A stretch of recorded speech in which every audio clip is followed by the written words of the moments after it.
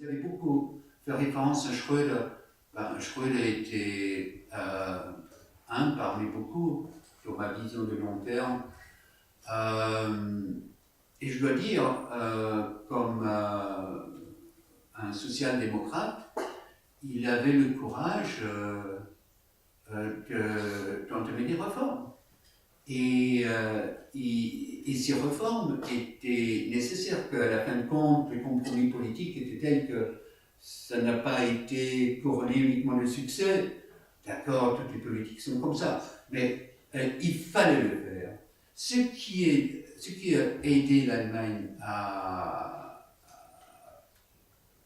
après les premières années 2000 à remonter la pente, c'était justement, ils sont entrés dans l'euro à un taux de change vraiment trop fort. Donc il fallait corriger le coût unitaire de travail et il fallait baisser. D'ailleurs, c'est pas Schröder qui a fait baisser les salaires, puisque là il y a une petite différence avec la France. En Allemagne, le gouvernement n'intervient pas directement dans le fixation de salaire. C'est entre les partenaires sociaux. Et les syndicats ont accepté une logique exigée par les entreprises. Si vous voulez garder votre job, alors il faut accepter que les salaires ne peuvent pas croître. Donc on n'a pas vraiment baissé les salaires, mais on les a ajustés à un rythme qui était pendant plusieurs années inférieur à l'inflation, donc les salaires réels a baissé. Et comme en même temps la productivité a augmenté, ça veut dire que le coût unitaire du travail a baissé et l'Allemagne a retrouvé sa compétitivité. Moi j'admire Schröder puisqu'il avait un courage énorme.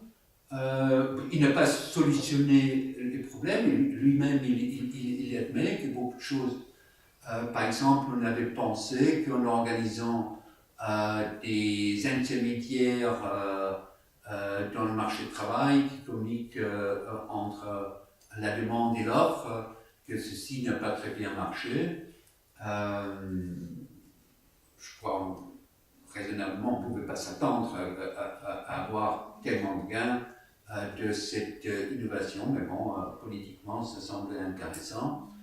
Le fait d'avoir raccourci la période pendant laquelle on peut avoir les allocations de chômage était fait avec l'idée de mettre un peu de pression sur les gens à se réactiver pour trouver un travail.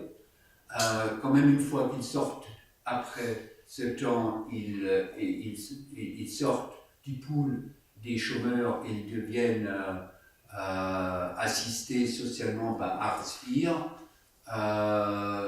Bon, c'était un maquillage un peu, d'un côté c'était un maquillage statistique, puisque aujourd'hui nous avons 3 millions de chômeurs et 6 millions de gens qui profitent de l'assistance sociale. S'ils étaient restés dans le pool, on aurait maintenant 9 millions et plus 5 millions. Donc, mais d'autre part, cette pression que vous voulez mettre, ça n'a pas tellement bien fonctionné. Donc, je suis tout à fait d'accord qu'il n'y a pas trop de succès, mais il fallait une fois commencer à entamer des réformes.